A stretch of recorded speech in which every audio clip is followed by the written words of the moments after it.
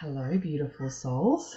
I am going to open my app on my phone to just make sure that we're live. Yes, we are. Morning, Helen. I'll make sure my volume is down. Okay. So this is more of an edgy conversation. Now, these are the conversations that I love to have, that I feel so lit up and alive having. And I tend to only have them in a much more controlled kind of way within, my smaller circles.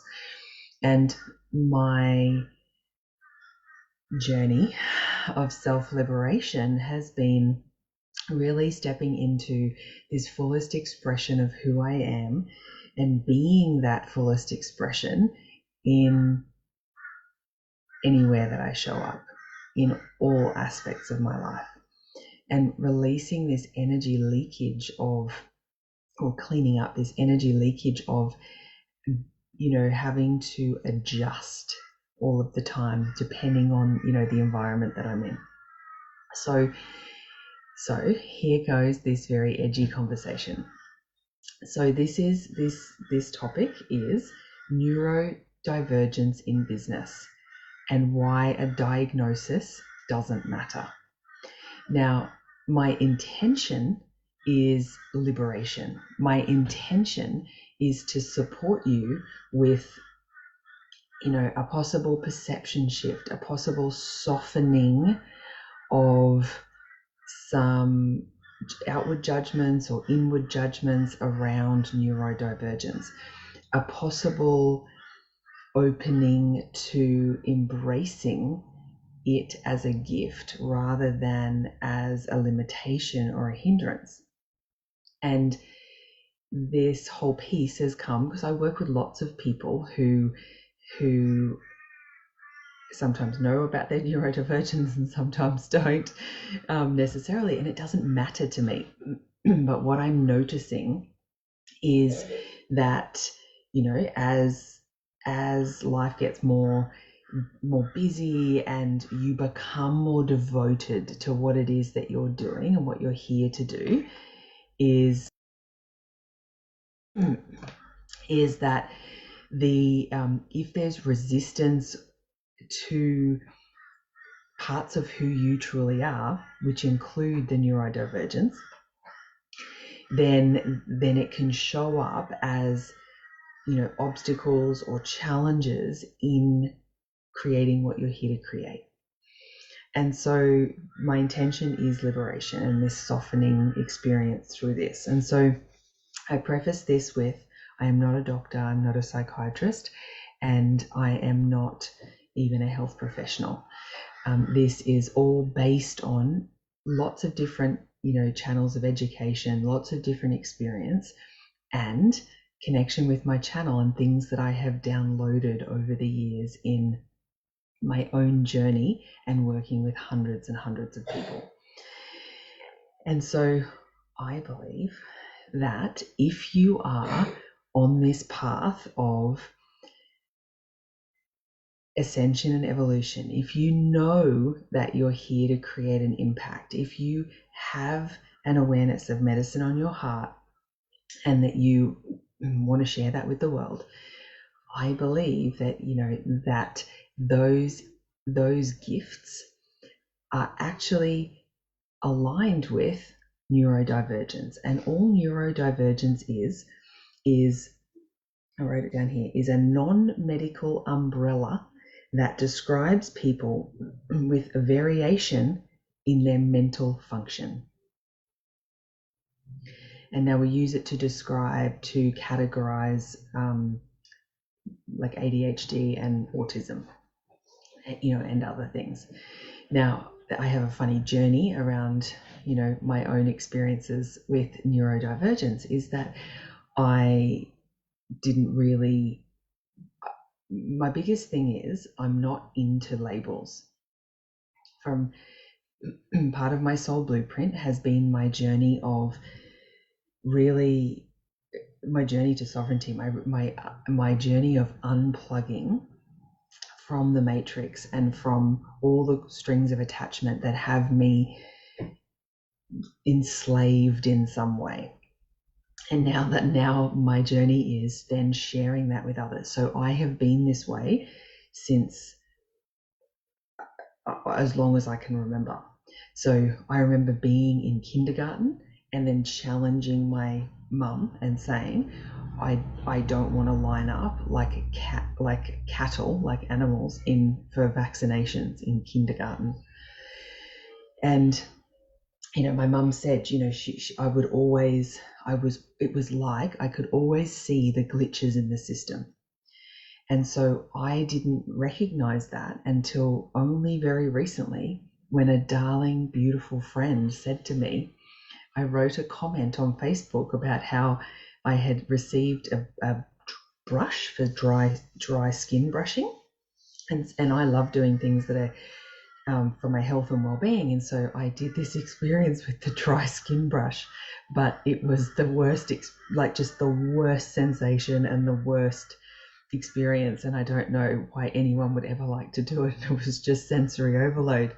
And then she messaged me and said, I love it when I connect with other neurodivergent friends. And I said, neurodivergent? Like, I had never identified with that before. I had recognized the variations in my own mental function, but I didn't categorize myself that way. I just didn't see it that way. And being somebody who is not really interested in labels, I was like, oh, it doesn't matter. And here's why I think it doesn't matter. Because it matters in business, it doesn't matter in parenting, and it doesn't matter with our children. And yes, there are people watching this. I have got some beautiful people in my world who have got a diagnosis, who do find it they did find it supportive for them, who do use medication. There is zero judgment, and I am in full support of you doing what it is that you feel is best for your family and for you. For me, and for many of the people that I work with, one of the ways in which I support them and that they go on to support themselves is that we dismantle and dissolve this box of the way we're supposed to be, these expectations of how we're supposed to show up, and rather learn deeply, know thyself. Connect deeply and know thyself.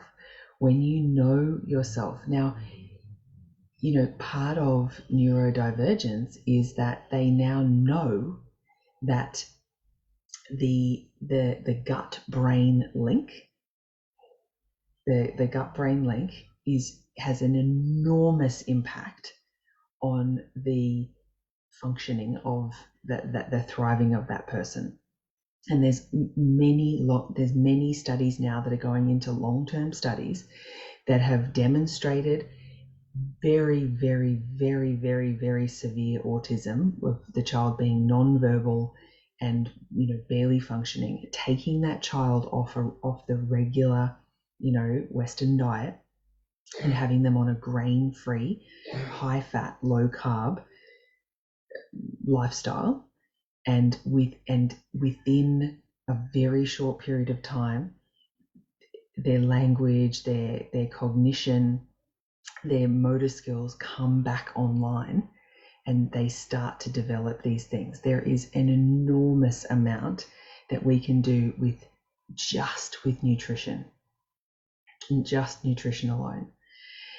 And so we live in this society where, now I'm going off track because I'm speaking about children, but if we apply the same things to ourselves as adults, then things will shift for us. And so we know that the symptoms of adult ADHD, if we talk about, I think I talk to somebody nearly every week who speaks of, I have this adult diagnosis of ADHD. Some of them are taking medication, and some of them are managing it in other ways. And then I've got people that I'm working with that are like, maybe it's just that I'm ADHD. And so, I've got the full spectrum in my world, and have over the last 3 years, and really looked at the accompanying research in articles that I could find to support this awareness that was coming through for me. And then overlaying it for myself, and recognizing where things show up for me, where challenges show up for me, and how they play out in my business, and how they play out in my life, and how I can how I could use that, to as a sabotage tool, as excuses to keep me from being my most authentic self, from stepping into the highest version of me, from me coming out of playing small. And so if I perceive as neurodivergence, if I perceive my highly sensitive HSP self-diagnosis of looking at the checklist, if I look at that, and if I look at my inability to stay focused on anything that's unless it's deeply interesting and aligned for me, it's very hard for me to stay focused. So and my getting overstimulated very easily, and my hypervigilance in social situations. And if I look at these things as limits and excuses as to why I can't do something, I will stay in the little box that society has created for me. If I choose, and everybody that I work with, we open the invitation to explore with curiosity how these things can be a gift. My heightened sensitivity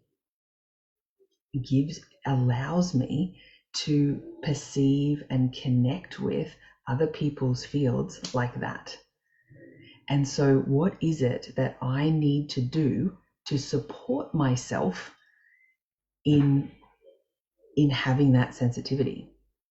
And that looks like, and so I've got a list of things that I'm going to share with you at the end. So learning these things, learning that, some people can have a glass of wine every day or have a few drinks a week, and they can tolerate it. I have learned, no, there's nothing wrong with my liver, there's nothing wrong with my kidneys, I've had all these things checked. I'm a highly sensitive person.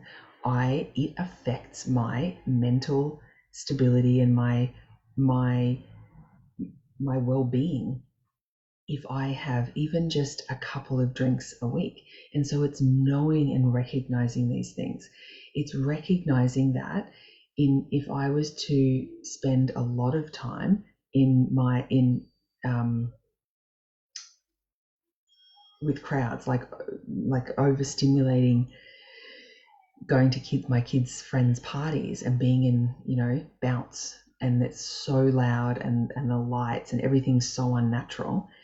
And then if I was to expect myself to do something like jump on and do a webinar, or serve a coaching client, I am going against who I am and what I need in order to thrive and be well and healthy. And so it is an invitation to be self-reflective and radically responsible for who you truly are and how you operate. It doesn't matter if you can't focus, and I've got a list of things to support you to develop the skills that you feel as though you're lacking. I've got a list of things that I'm going to give at the end of the live.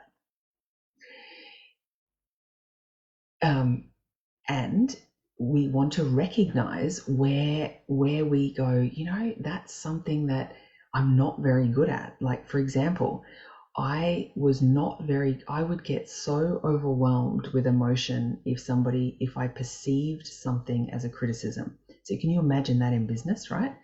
So in business, if I perceived, like, if there was a troll, or if someone was in one of my programs and they were not happy with something, or there was any inkling of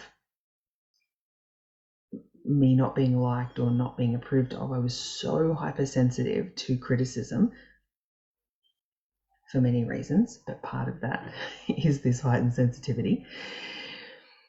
Then it was a nightmare in business. It created huge issues in calling in clients, like lead generation, holding clients, conflict resolution, and my general level of fulfillment in and joy in sharing my medicine with the world. And so that inability to do that was a huge problem for me. And that was a huge obstacle in grounding my business and in growing my business. And so that is a situation of, okay, this is a decision point. Do I collapse into, I don't have the skills to do this, I'm not built for this, I don't have what it takes? Or do I be with, like, really recognize, okay, what is actually happening here for me? I am so sensitive. Yes, my sensitivity is a gift in many ways and supports me in many ways. And it's also the other side of the coin, is that it was having me have an experience of collapsing in those experiences in my business. So what do I need to do? How can I support myself? What do I need in order to develop the skills to be able to navigate those experiences? Because there's an incredible book called The Brain That Changes Itself. We have the capacity for neuroplasticity. We have the capacity to do these things. We have gifts. We have a set of gifts that we were given as part of our soul blueprint. But it's not like they're all just there and we're like, yeah, there's part of our soul's evolution, is that we have gifts that come in the form of that are cultivated through challenge and through diversity and through the experience of not having the liberated version of it. And so now my gift is resilience, and my ability and the way that I navigate conflict. And when someone comes to me and says I'm not happy with something, I lean in right away. It's like I've developed these masterful skills in this area. Like, I'm so happy to claim this piece, because it was the collapse points for me at the beginning of my business, and now it is the points that I have developed a deep and profound resilience and skill set around it.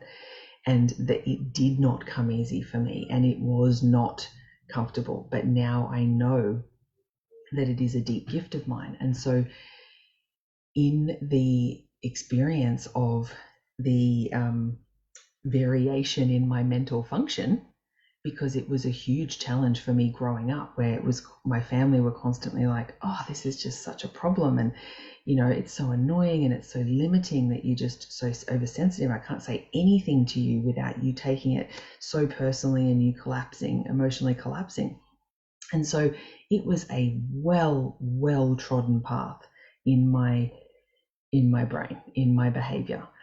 And I'm a living, breathing example of the ability of us, the capacity for neuroplasticity, the capacity for you to remap your brain. Now, yes, there's layers of inner child work. Yes, there's there's trauma work that we do. We know that trauma healing, the work that we do to heal our trauma, actually changes the brain. They've done brain scans to show we are able to change it. Yes, they're for severe, like there's big T trauma and little t trauma. For big T trauma, yes, the brain, yes, it stays as evidence in the brain, and we can create other ways and other pathways in the brain to support ourselves, to build resilience and strength and new ways of new behaviors and ways of being around that experience. And so let me just quickly check the comments.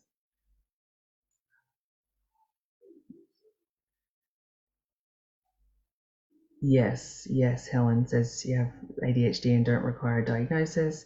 I don't use meds, but I found the diagnosis helpful, exactly to help you know yourself and have compassion.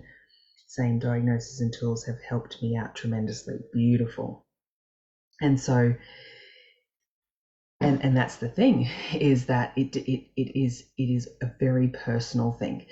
And where I was going with that is that the knowing the self is the important part. And for some, I feel quite resistant to the whole medical institution, and so for me it's a very last resort. And what I've noticed is that as a parent with a child who is, it displays all of the characteristics of neurodivergence, is that so for me, I believe the reason that most of us as adults, where I'm going with this, is the reason I believe that most of us as adults have this desire for a diagnosis and this framework of understanding is because of our experiences growing up, because we had parents who didn't hold space for it, who weren't accepting, and nor was society. They weren't accepting. There wasn't a lot of information about it. It was we were made wrong for the way we were, and so there was never space for, to be outside of the box of what is a good child and what is a well-behaved student and what is, someone who's intelligent. And there was these very clear boxes and these very clear frameworks for how children were supposed to be, and the path of growing up. And the parents, I believe, many of them in the 70s, 80s and 90s were ill-equipped for guiding, for being a spiritual guide to us who were coming through, and with these different ways of looking at things, with these variations in our mental function. And so now as adults, we're thrown into this situation. We've got this awareness. We can see that there's glitches in the system. We know that, we're different, but we still are trying to find a way to fit, and we're trying to understand ourselves. And so I understand the rise in and the acceptance of adults really looking for that framework in order to really understand themselves. Then if we look at the next generation, there's much more of a conversation around conscious parenting and around, awareness of these variations in mental function, that there is slightly more space for many people, not for everybody, but for many people, and they're parenting differently, so it's unnecessary for the child. So now it comes to, for me, to share with you the elements, the steps, the things that I believe that are important, that will support you as a person and as an adult, and that these are the things that I do for my child to support my child. And I know immediately when we don't kind of follow that framework, I can see instant shifts in his connection with himself and his connection with the world around him, because there's the disturbance in the body based on food choices and, too much stimulation and stuff like that. And so if we as adults adopt these kinds of levels of self-care and self-devotion, then the impact is huge in terms of the way we function within our business and the way we can then quantum leap in our expansion and our impact, which is what we desire to experience, but and our ability to take those leaps, because we're not taking ourselves out by having this experience of being taken off track because we've gone off track internally. And so a really important piece is to really know what it is that you need in order to thrive. And so knowing now, like it took a while to fully get this, to fully embody this for myself, but I need a lot of time by myself in order to recalibrate. I'm a full through and through introvert. And so where I've had a whole day, like for example, my kids do cricket and martial arts and do all of these things, and there's lots of noise and lots of people and all of that. So I know after those activities, I create the space for myself to recalibrate. Now, if I'm unconscious, if I'm acting in an unintentional way and I'm unconscious about what it is that I need, that I go and do all of those things, and then we've got family coming over for dinner and I've got to do grocery shopping before that, and then I know I'm going to be a basket case by that evening, because it has been an intense day and there's been all these expectations. So I know in order for me to be the very best person that I want to be, to feel the best that that I desire to feel, and the best wife and mother, but really the best for myself, is that I have to meet my own needs first. And so that means knowing that, and then communicating that by enrolling those around you, enrolling the family, that it's like it's a non-negotiable. Like, these things have to happen in order for me to be able to participate, in a good way, and not be getting cranky and yelling and losing it, and all the crappy things that don't have to happen if we actually meet our own needs. Now, I did go through the experience of guilt over that. Like, surely I can just push through. Surely it's just one day. I can just push through. It's just what you have to do as a mother. It's just what I have to do. And the family, the in-laws are coming over, and I've just got to do it. And the grocery shopping's just got to be done. And yes, we can do that. We can gaslight ourselves into going, you just should be able to do this. And then there's consequences to that. Or we can acknowledge ourselves and what we need and ask for help, or make the dinner booking for later, or how can you create ways to meet your own needs so that you can support the variations in your mental function. And so the self-awareness. Another thing that's vitally important is a gut repair protocol.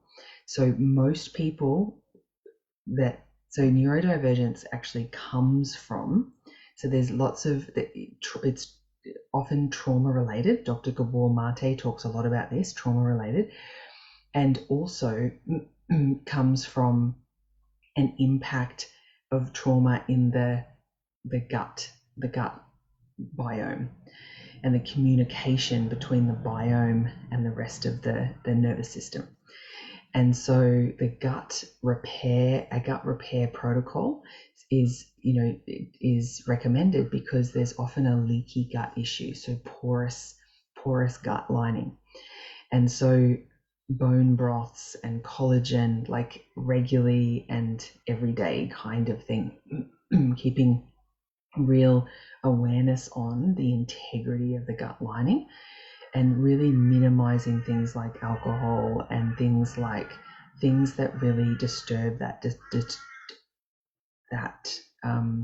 integrity. And so that's why it's recommended that you have a high fat, low carbohydrate, and grains really aren't good for any kind of neurodivergence. And so it really is lectins, and there's things in the grain proteins that cause inflammation in the gut. And so there's lots of beautiful, incredible research around it. I still eat grains, and I notice if I have too much, so I minimize them. If I have too much, I definitely notice the balance shifting. I definitely notice, the blood sugar balances shifting, and there's much less stability and same for my son. So the recommendation is high fat, low carb, and really minimizing grains, and preferably if you're having grains, that they're naturally gluten-free grains.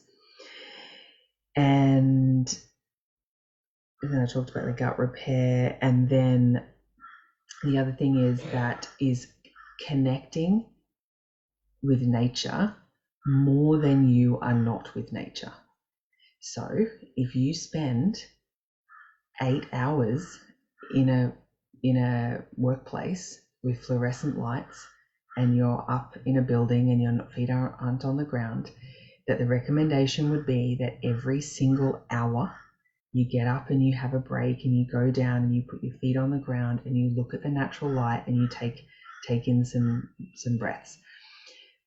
Hopefully you aren't spending all of that 40 hours a week in a building with fluorescent lights. Hopefully you have the opportunity that at the beginning of each day and the end of each day, that you're able to connect with, the sun and the sunrise and the sunset and the moon and the elements and the nature, and having your feet on the ground and orienting yourself in the natural world, because it's incredibly important for the rhythms within the body, for our circadian rhythm, but all of the rhythms within our body. We are cyclic by nature, and we are designed that, whether in whichever hemisphere you're in, whichever season that you're in, that we move with nature, that we are cyclic as well, that we are not, running all of the time. We are cyclic, and that we move with the rhythms, that we wind down at night, and that we wind up in the morning, and that we have energy in the morning, that we're not exhausted and drinking coffee to just try and function. It's that we are connecting with the natural rhythms of the earth and nature, and community and relationships. And so the community and relationships are incredibly important, because what they do is they help mirror where we might be out of alignment with ourselves. And so if we're having trouble with our community, in terms of we don't feel connected to our community, or we feel judged, or we feel lonely, or we don't know who our community is, it offers a reference point to where we're out of balance.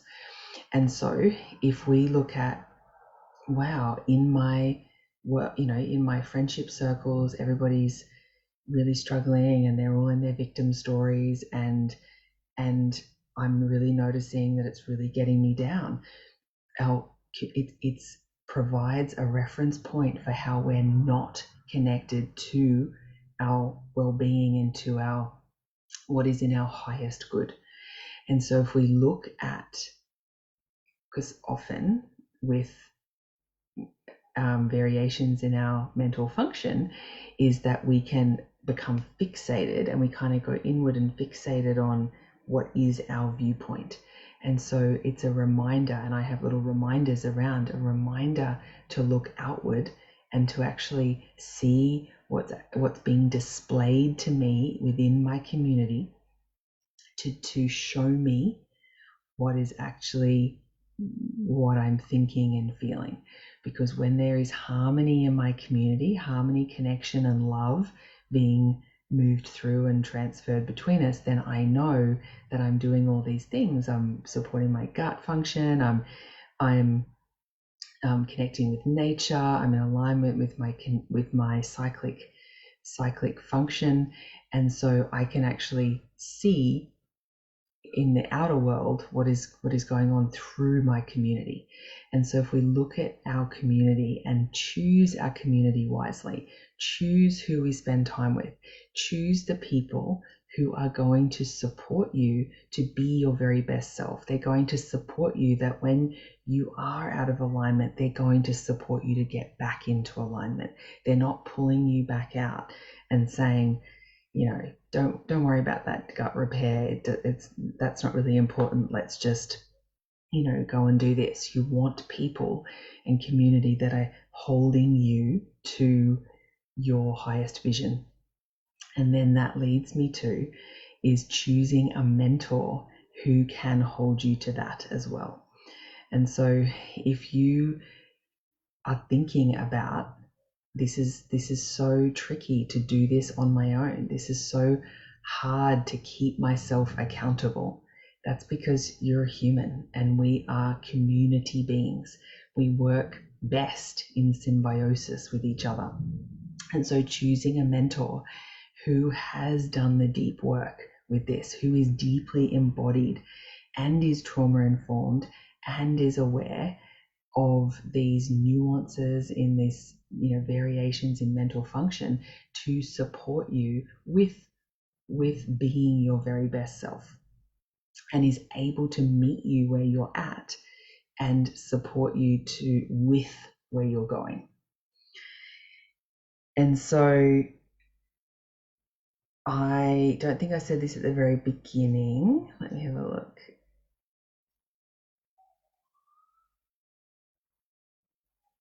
Yes, so I recommend the book The Brain That Changes Itself. I just had to think of the name for a second. The Brain That Changes Itself, and then the Breaking the Habit of Being Yourself. Two really powerful books that will really empower you to recognize the absolute magic available to you with the ability to remap your brain. And then also the other piece is that it's really important, the one that I didn't add in. So I said the high fat, low carb, gut repair, reconnecting with nature, community, working with a mentor, but the somatic practices. Part of the variations in mental function is it's the nervous system. It's all in the nervous system. And so the somatic practices to support yourself, like this, a simple thing that I learned was how much rocking actually is a self-soothing tool that I use. I remember people would say, you're rocking, but you're not holding your baby. When my babies were young, I was so overstimulated by the constant touching and the constant noise that they make, that even when I put them down and they were settled, I was overstimulated, and I was finding a way in to settle myself. And so rocking was a thing that I did naturally. And then learning these somatic practices that support me to come back into regulation.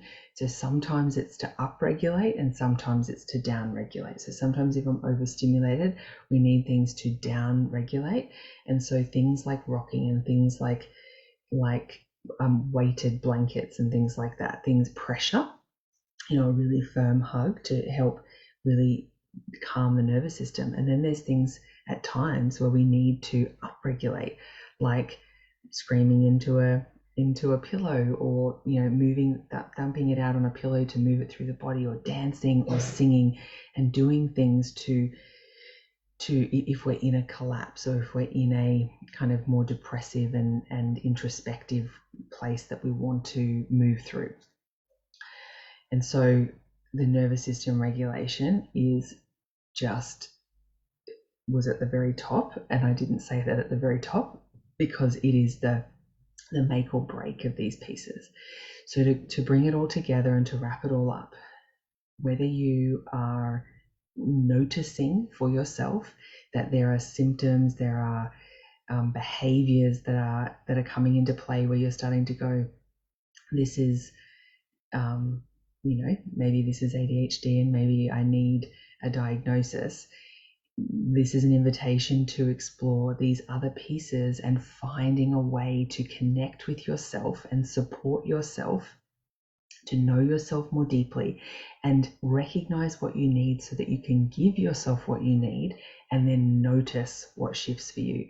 Notice that you don't really even need the framework of reference of that diagnosis, because you are devoted and committed to giving yourself, recognizing yourself and giving yourself what you need so that you can function and thrive in this world that we live in, and that you can create ways in order to thrive. Because me working in a 9-to-5 in a building with fluorescent lights with a bunch of people is just, I am just not wired that way. I'm not designed to function in that way. And so I have created a life where I don't have to do that. So the invitation is for you to work out what it is that you need first. Know who you are and work out what you need, and then create a life around that. And none of those things matter anymore. And so if you would like support with knowing who you are and with help with how to give yourself what you need, there are many beautiful ways to work with me, and I will include that link under this video. I'll also send this out in an email so that my email list gets this video. And let me know in the comments under the video, let me know what landed for you, and if there are any shifts that you have had from this pop-up training today. And I have a wonderful afternoon, evening, rest of your day if you're here in Australia, and I will speak with you soon.